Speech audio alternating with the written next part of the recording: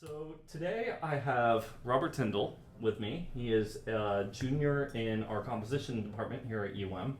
He's 20 years old, already doing really great things with his early composition premiere.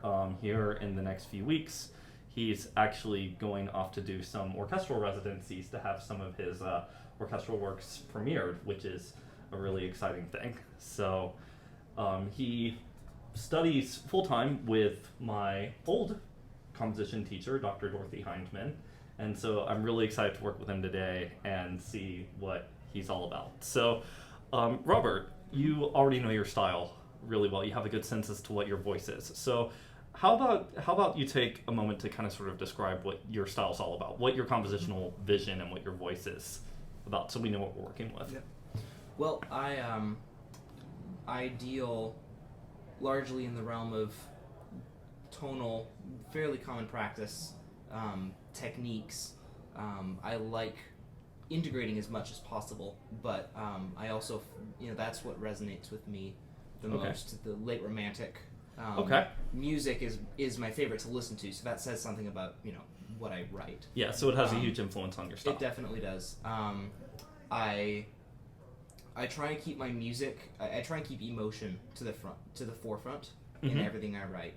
Awesome. So that usually, that's usually where all of the other elements are subordinated to the emotional contour of a piece. Perfect. Yeah, that's super cool. Now you used the word tonal. That's kind of a loaded word because when we think tonality, we think Mozart, Roman numeral analysis, that sort of stuff, and we have a lot of music out there that's not necessarily tonal. I mean, a lot of the music I write isn't necessarily tonal, but it also uses triadic structures and consonant harmonies and that sort of stuff. And I'm already a bit familiar with your music. I know that you push the boundaries of tonality quite a bit. So I think that's going to be fun to work with. So how do you feel like you push the bounds of tonality so that you're not sounding like Mozart or Brahms or other romantic composers, that sort of thing? Well, I like working with more hybrid scalar structures. Maybe just modes or maybe altered modes. Octatonic is cool. Nonatonic scales as well. Yes. And then jazz harmonies have influenced a lot of my thinking of harmonic structure. So a lot of extended chords, ninths, 11ths, and altered versions thereof. Cool stuff. So what are we going to be looking at today? We're going to be looking at a choir piece that I am in the process of workshopping with a student choir here on campus for a performance in May. Performance in May, awesome. And what are you hoping to get out of this lesson? I would really like to look over some of the vocal writing aspects of it. Okay, so technical stuff. And also overarching form. Overarching form. Of the piece. Okay, so I can see it's a sacred text, biblical text, and as you know, sacred choral music is my area of expertise, so I'm actually really excited to get start with this. So in addition to focusing on the technical structure of these sort of things, I'm also going to provide a little bit of insight as to how the music reflects the text, some ways that are effective, if there's anything that's not very effective that could be improved upon, just stuff along those lines, making sure that we have good ideas and that they're developed well and that the overall shape of the piece works well. So, ready to get started? Sounds great. All right, cool. Well, let's go ahead and give it a listen. I have the score here and I have a hard copy to make notes on, so Alrighty. Go ahead and give it.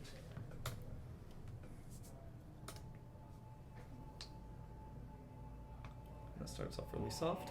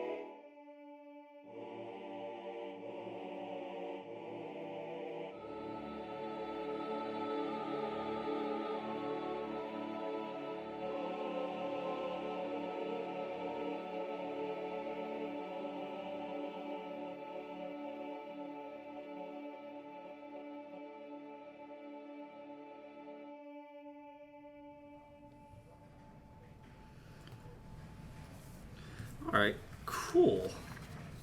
That's yeah, I can definitely see your style in this. With some of the altered modal structure and the expansions, it's definitely has a bit of a jazz influence. I also hear some hints of some of the big names out here right now, like Lauritsen, Whitaker, Yeo, that sort of thing. So it's clear you got your influences. It's definitely marketable, which I do not use as an insult, as you know. That we definitely want our pieces to be able to have a degree of commercial success, especially choral pieces, because being able to tap into that market, this is something that I feel like with a bit of tweaking could actually be publishable. So, so let's talk a little bit about the tweaking. First off, I want to talk about some of the things I really, really like about this. It wonders more than your typical Whitaker piece nowadays. Some of his earlier pieces, like Cloudburst, they're all over the place. And then a lot of his later things, you know, they stay in one key for basically the entire thing. And this hits a happy medium, which I like. So it's it has some very, very abrupt modulations, which I think are really successful, especially with the text, because I mean, as you know, the Book of Isaiah has a certain level of duality attached to it already, with this doom and gloom message complete with the salvation message. And this kind of sort of captures both, which I really like. Was that something you were going for? Yes, for sure. Yes. So, a few technical notes, just as far as notation-wise. So, how much of you, has Dorothy seen this one yet, or have you worked on her with it yet? No. Okay. So, this will be complete fresh eyes. You use a combination of strict rests and breath marks. And I feel like breath marks, especially with music in this period, modern period, that sort of thing, a breath mark means something very different than a rest. So I'm looking at measure 51 in particular. Now your everyday choir will see the comma after the word dismayed, and they will immediately think to themselves, I need to breathe here anyway. So when they look at a breath mark like that, there's going to be probably a disruption in tempo. They're going to take a lift very deliberately tempo-wise. If all the breath marks were in the same place, that would be really successful. As it stands right now, you have a breath mark in the soprano and you have a breath mark in the tenor and bass on different beats, and that could cause a little bit of confusion. So what you may want to do there is re-notate it so that you're using real rests instead of just a breath mark. Okay. So that there's a little bit of a lift, or you can trust them with the comma. You know, either way is fine. So what were you thinking there using the breath marks? I wanted the idea of a lift instead of a rest. Most of the time when I mark in a rest, it's because I want an exact duration of a break, and with the breath mark, it's shorter than a rest. I don't want it to feel metered. Yeah. So nor be dismayed, something really quick like that. Yes. Yeah. They're going to do that with the comma anyway. You know, if it's a group that's worth its salt, and only groups that are worth their salt could really handle something like this. So you may want to leave the breath mark out. That's okay. I mean, that's a command decision. That's me really, really nitpicking.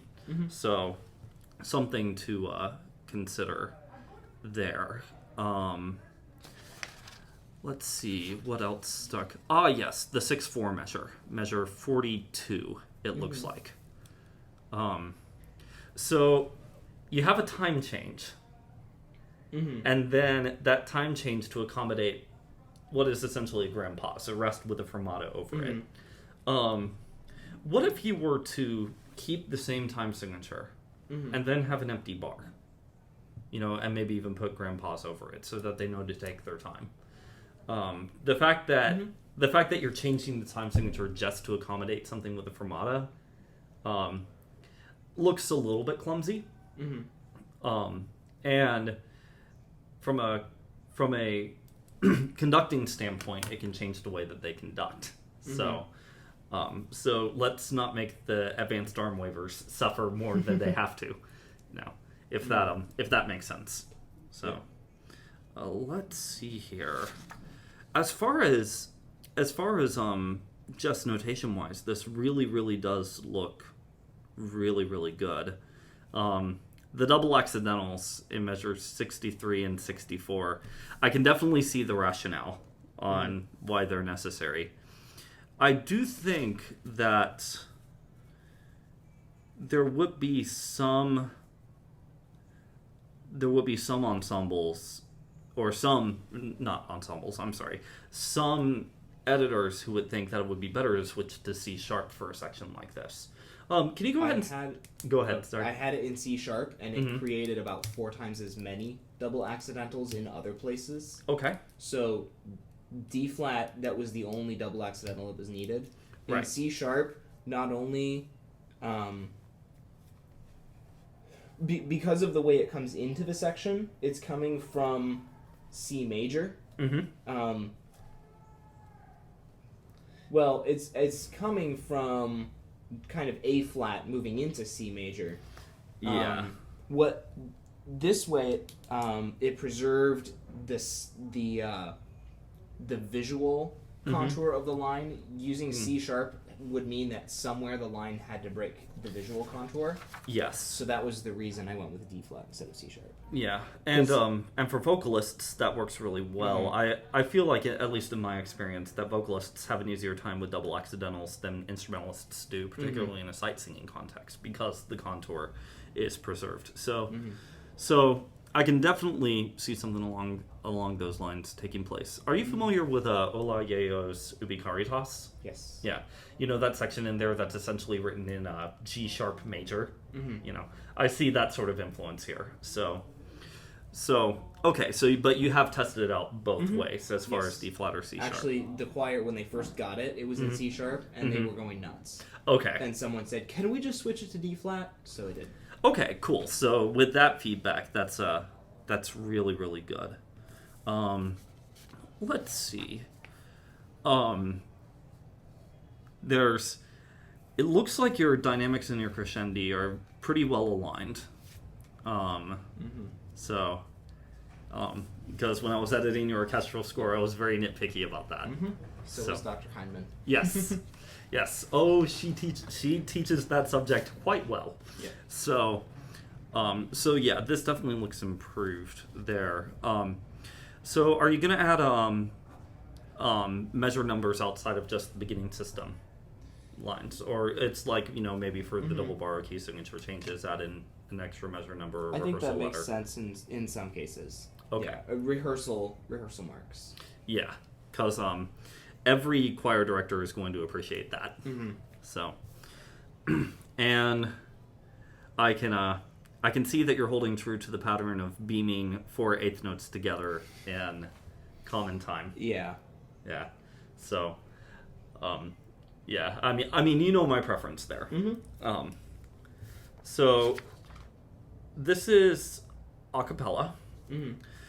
So now we're going to get into a little bit of the technical stuff that can cause you're going ahead and correcting it, I can see. Let me actually go ahead and show you a shortcut in here so that you don't have to go with every single beam. Okay. So go up to Document. Go to Document Options. Go to Beams. That's going to be at the top, isn't it? There we go. Yes. You'll see where it says beam 4 eighth notes together in common time. Yeah. Nifty. Ooh. Yeah. Go ahead. There it is. Yeah, go ahead and uncheck that. Go ahead and hit OK. Select all.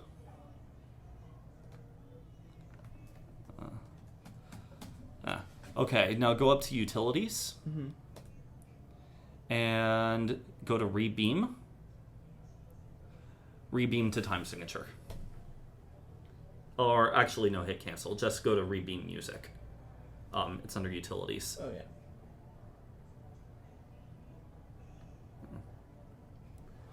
Taken care of. that saved you about 5 minutes of editing. So Yeah, and that'll save me a lot more on the orchestra score. exactly. So now be forewarned, if you do any custom beaming, then you'll have to redo those custom beams. Oh, okay. So it's a good thing to go ahead and document options to go ahead and unclick that box, and then go from there, so that you're doing it straight from the get-go. So yay finale tricks. Yay. Yeah.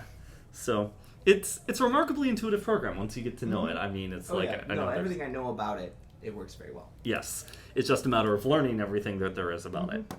So let's go to talking about technical stuff. Some of the challenges the choir's going to come across. So ranges are good. I like the low D at the end. So we've got two difficult things going on at once throughout this entire thing. And in conjunction with a third thing could lead to some performance difficulty, so to speak.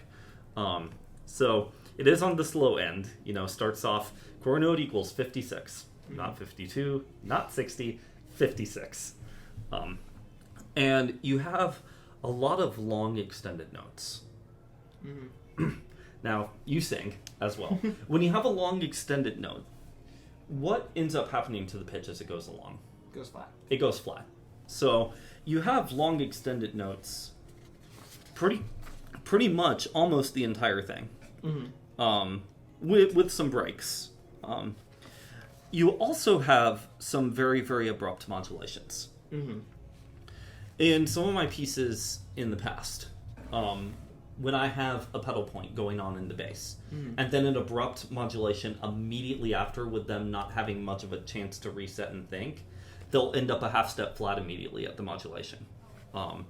In one of my pieces, the chorus actually ended up a minor third below written pitch by the end of it. So, and the bassist ended on a low E flat, so that low C that they had to sing, that did not come out well. So that was not one for the recording books. But that's something that can end up happening. So one of the ways that you can combat that is to offer some support in other voices. Now, when the pedal point's in the bass, you're going to be in trouble no matter what. But when you have these pedal points in the alto, making sure that the upper voices can have their moments of supporting.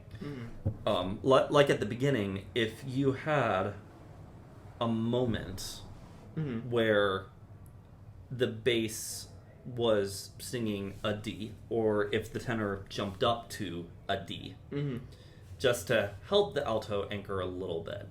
Now, something that does help a lot with this is that your sopranos are singing that. But they're also singing, fear not, nor be. So even those repeated things in there, it can be really, really easy for them to lose pitch, especially at a soft dynamic. So they've got an endurance challenge right out the get-go. So you may want to explore, it's like, see if you can find some ways that some of the moving voices can support that, even if just for a moment. So I guess the second time it looks better with the tenors here, because the alto it's a moving line, but it emphasizes the D. Yeah. Yeah, and the fact that it's a moving line, that's going to make a huge difference. Especially considering that the tenors are in that ooh range where we can't quite decide whether or not we're going to sing this in chest voice or head voice. So I'm a baritone, so I'm doing a terrible job of mimicking. But this is so having the altos really help out there is going to work really well. Your altos are quite busty. They're getting a lot of time hanging out below the staff. The occupational hazard there is that your second altos are probably going to have to fight a little bit to be heard when they're down in that register, especially if we look at measure 34, you have everybody going to a forte. Your sopranos, your tenors, and your basses are at the robust parts of their range, the parts that really speak. Your altos are pitched a little bit low. So you may want to consider revoicing that. Yeah, if I were to voice it like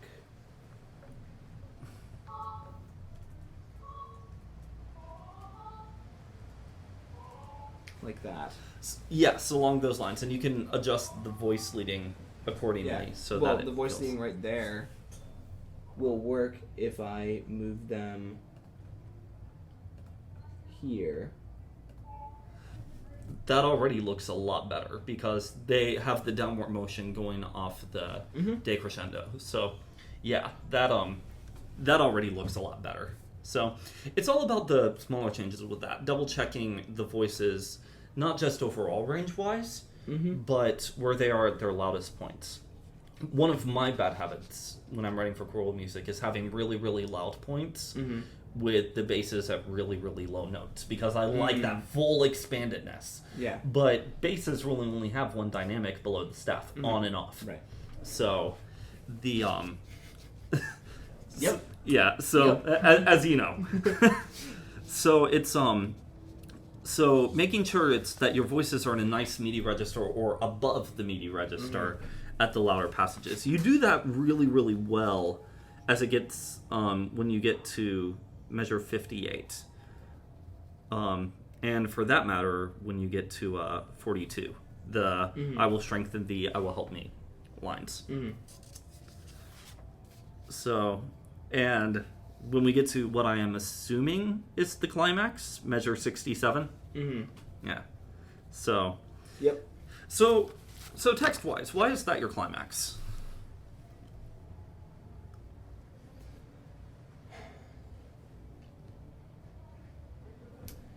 Because that is the strongest word in the piece, is especially if you're contrasting these two ideas of fear versus security. Then you have this fear not nor be thou dismayed is weak or maybe comforting depending on what aspect you look at it in. But then I will strengthen thee, I will uphold thee with the right hand of my righteousness. That is the force that is doing the upholding. So that's the most in the poetry, that's the phrase that's imbued with the most power. So I wanted it to be the same in the music. Okay. Yeah, I feel like that makes a lot of sense from an overarching poetic standpoint, because you're doing a very macro look as far as text painting goes. From an overarching looking at the text point, your climactic point, whenever you're setting any text, is going to be what you think the climax of the overall text is. So do you think that this phrase here, with the right hand of my righteousness, do you think that's the most climactic moment in the text? I think so. Okay. So. And I know, I mean, it could easily be argued that it isn't, but to me, at least when I was setting this, it was. And that's the important thing, that it is to you. That means that it's an honest representation of the music. Anytime, particularly when you're setting biblical texts, you always want to have this aim of highlighting what you think is the most important part about the text. And if it's a text that's set often, like a part of a mass or something like a Magnificat, you want to try and bring out a part of the text that nobody else has brought out before. So that can sometimes mean climaxing at places that other person wouldn't expect. If I had been analyzing this text, I probably myself would have climaxed on "For I am thy God," or something along those lines, because that would have been the part that stuck out the most to me. Now, that would result in a long denouement, but that can sometimes work really, really well. So, but the important thing is that I wanted to make sure that you were keeping the text in mind as much as the music, because with sacred music, it's all about the text. The music is meant to bring out what's important about the text. So, text clarity is good. It's there isn't really anything in here that I feel like would obscure the text too much. It's very homophonic, with little brief moments of polyphony. So the let's see here. The one area that I feel like the text could be a little bit obscured is when you look at measure 15. The tenor line has the for I am with thee. Yes. Yeah. And they're the only people who have it. And you don't see the text anywhere else. Mm-hmm. So. Well, in that section. It comes back later in a homophonic section. Here, let me find the measure. It's 30. 30. That's a long time. Mm-hmm. Yeah. Yeah. So now luckily, this is something that can be easily combated at measure 15. Mm-hmm. You could just have the tenor start at a louder dynamic than everybody else. Yes. And clarify, because you have the tenor entering at a dynamic. Mm-hmm. And then just clarify what everyone else's dynamic is. So mark the tenor, maybe mezzo piano, and everyone else piano. Mm-hmm. Or you may even want to make it a mezzo forte. Mm-hmm. So and eliminate the decrescendo or the crescendo because, I mean, they're going to crescendo anyways because they're ascending in range. Mm-hmm. Yeah. So, and in that case, you can remove the redundant dynamic. Mm-hmm.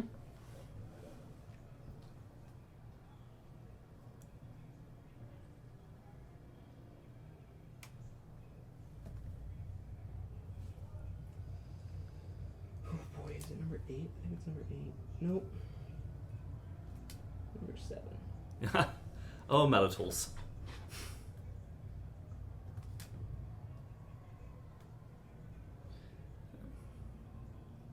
Group scrolling. You can make sure to align those as closely as possible. Yeah, I can do that later. Yeah. The important thing is that we get the overall thing. Yep. So you can do the major score cleanup. cleanup. It's very clear that the tenors are predominant. And that, in rehearsals, that's been the section that's giving me the most grief because the tenors aren't singing out, but that would just be because they weren't marked to sing loud. Right. So now they... Yeah. So now we can and this is particularly important when it comes to tenors because tenors are often the section that you have the fewest number of people. Mm-hmm. Yeah. What's the makeup of the choir as far as number of voices? Let's see. Well, if everyone's there, we have about 7 sopranos. Okay. 6 or 7 altos, maybe 8 even. 4 tenors and 4 or 5 basses. Okay. Yeah. So the men's section is a bit smaller. Mm-hmm. And that's pretty par for the course. Right. So the and your basses, they're powerhouses, I'm assuming. They're all good singers. Yeah. If I were to list their names, you would agree. Yeah. Sounds about right. So okay, cool. So yeah, it's going to be what you'll probably want to consider doing because all of your dynamics are very uniform. You may want to consider for sections where somebody has a line that needs to come out of the texture. Just bumping their dynamic up a notch. So that's one of the main technical things, just making sure that it's as legible as possible with the choirs. There was one I forgot to add here that we talked about in rehearsal. What was it originally? Was it Pianissimo? Pianissimo? It was Pianissimo. And Okay. I wanted the dynamic to increase, so then that doesn't need to be there. Awesome. Sometimes a redundant dynamic after a while can be a good thing. Yeah. No, in that case it makes sense because it's establishing the unity.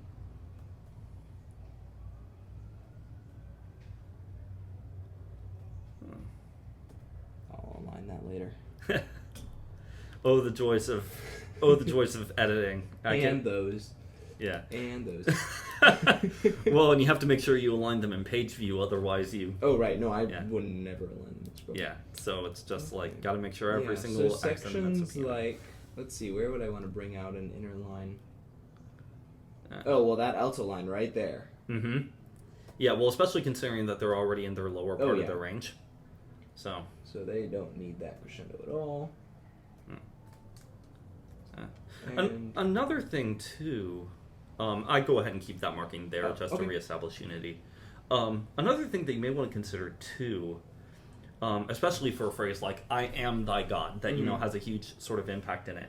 You may want to consider, this is something that most composers just completely throw out the window when they're writing choral music, but using articulations, things like accent markings. I thought about using accents in this spot. Mm-hmm. So, yeah, I guess it makes sense. Yeah. Because, especially in this spot, I really want that feeling of the offset line being more impactful. Yeah.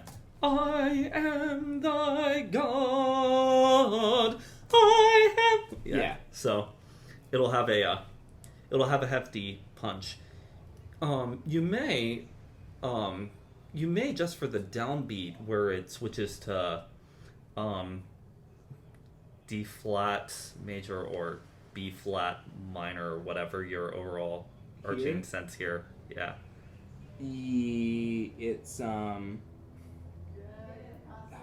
It's A flat. Well, it's moving. It's modulating every measure. Right. And we'll get to that in a second. You may want to add some. You may want to add some accent markings on the word "I" as well, just so everybody has an accent marking, particularly with a modulation as abrupt as this. That one I definitely want brought out. I will strengthen thee, and then maybe again here. Yeah, and that and definitely here. A cool thing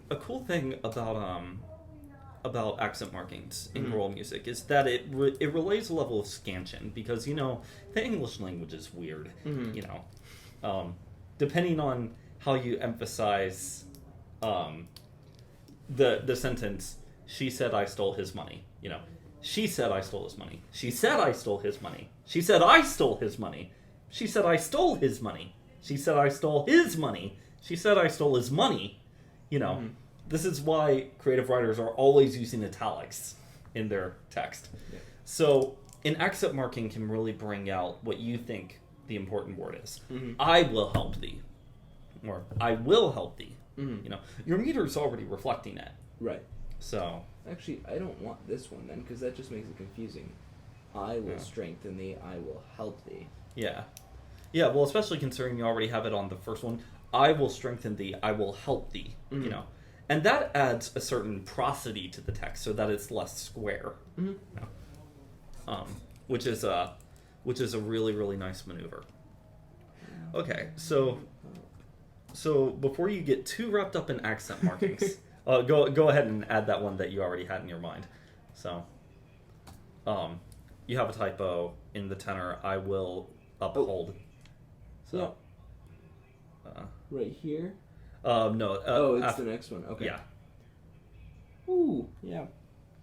I will hold thee. And since it was taking place in the hard copy of the score via a page turn, I was like, okay, what in the world's next? There's another one right here. Yep. Somehow that did not translate. Page 1 is supposed to be thou dismayed. Ah, yes. In the sopranos. Yeah, as opposed to be nor dismayed. Yeah. Which isn't even proper for Old English. Yeah. So, okay, so let's talk about your use of key signatures here. Okay. So, when a piece modulates a lot, sometimes leaving a key signature completely out the window can be your smartest move. When you do have a key signature, you want it to reflect the tonality of the point. And in this case, it does. At least at this particular section. Okay. This section is all moving towards D flat. That's the trajectory of the section. And most of it falls very comfortably into D flat. Yeah, because when I look at a key signature like this, my solfege system switches to that of D flat or B flat. So the bass line, I'm looking at the bass line. The bass line makes sense. The tenor line makes a certain amount of sense. Can you actually play the audio starting from 54? Sure.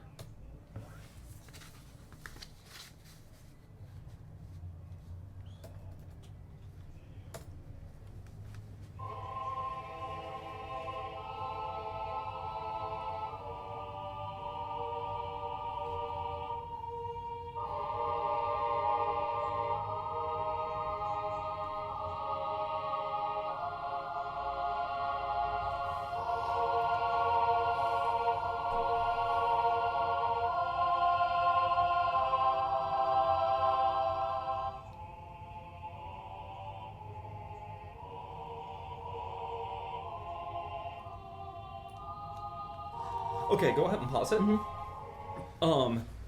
So you're so you remember what I was saying in counterpoint class about how cadences determine key. Mm-hmm. The first major cadence that I hear is on the phrase "I will help thee," and that's a half cadence feel going into the next bar. So my ear immediately perceives this as arriving at F minor. And you have noticing that. Yeah, and you have a lot of G naturals too. Mm-hmm. So you'd actually probably help the choir if you change the key signature to F minor. Okay. And switch maybe right there, righteousness, or maybe You may not even have to switch at all. Oh, you're right. Yeah. Because we stick with that Lydian feel. Mm-hmm. Very true. All right. Let's see. Oh, that's time signature. There we go. We're going to switch. Whoops. Let's not add more flats than we need. Go hold notes to original pitches. That looks correct. And it did it. And it eliminated even more accident. Oh, there's just one here. Yeah. Right. Yeah, that already looks so much cleaner. Yep. Go ahead and back up a little bit. Yeah, you want to change. I don't know there's why a I missing- decided. There's a missing courtesy one here. Yeah. That's the only one. Yeah. Well, take a look at Oh. 59. Whoa. I don't know why it decided F flats was part of the key of F minor. Who knows? Oh, finale. That is not an excuse to switch to Sibelius. In my mind, there is no excuse to switch to Sibelius. God, we are such impartial beings. Oh. There. All right, cool. So while we're on this section here, go ahead and back up to the key change. Okay. After you're finished with the Yep. There. That was the last one. yeah. So, okay. Go ahead and play it again because there was one thing that stuck out to me the first time.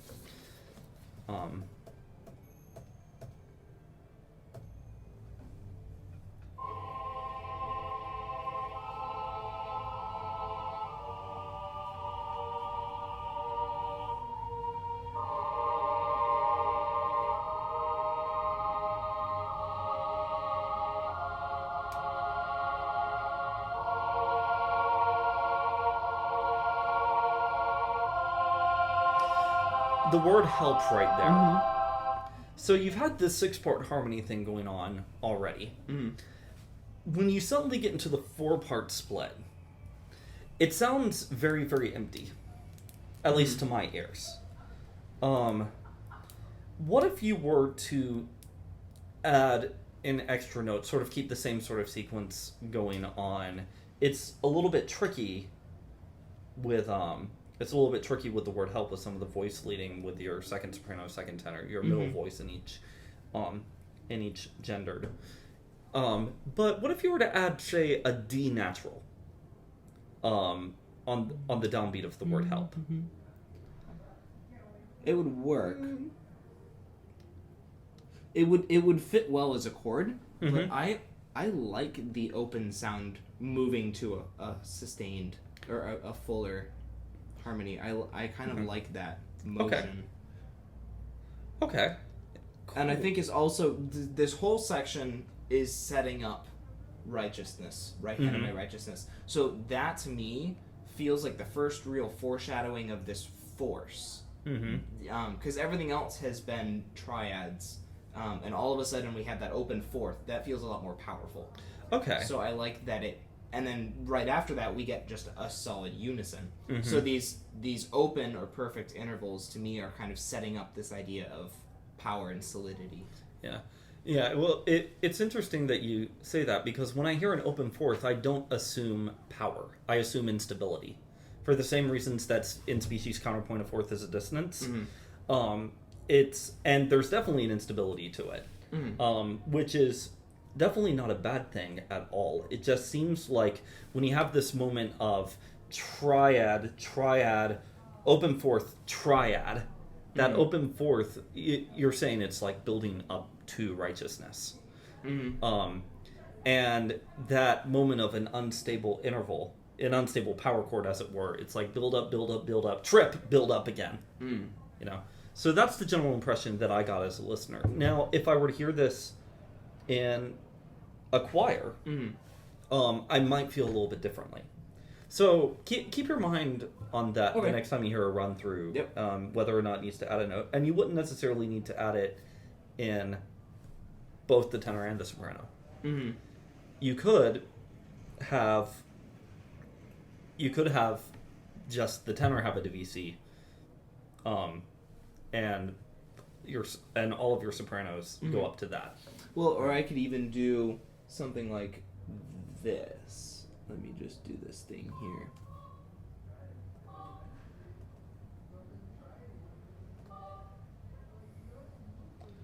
Well, that could work really, really well. Yeah, let's see what that would do.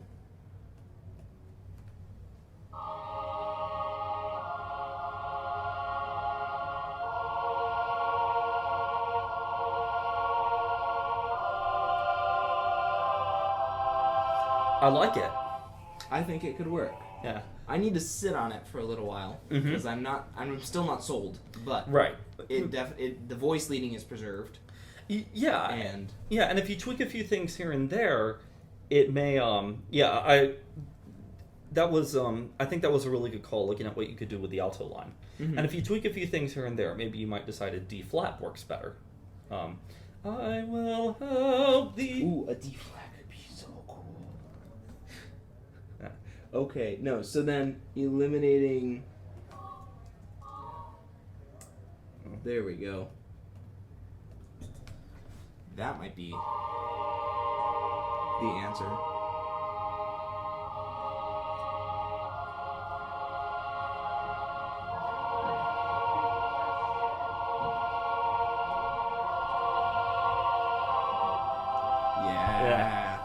Yeah, that's like nice. That. Yep. And then to eliminate the clutter on that resolution, just do it like this. Yeah, I don't know. Part of me kind of liked it where it was like the. I liked it, but it didn't hold over long enough to sound intentional. Right. Yeah. Well, with that, my ears perceived it not as resolution, but as an anticipation of the resolution. So, but I feel like either way that could work really, really well. There's a part of me, simply because this is the style that my choral music is written in, there's a part of me that was sitting there thinking, it was like, what if he just kept the altos on a D flat on the word the? No.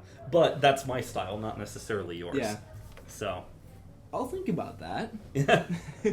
I really like the really dissonant chord on the downbeat. I think it's better than the open fourth.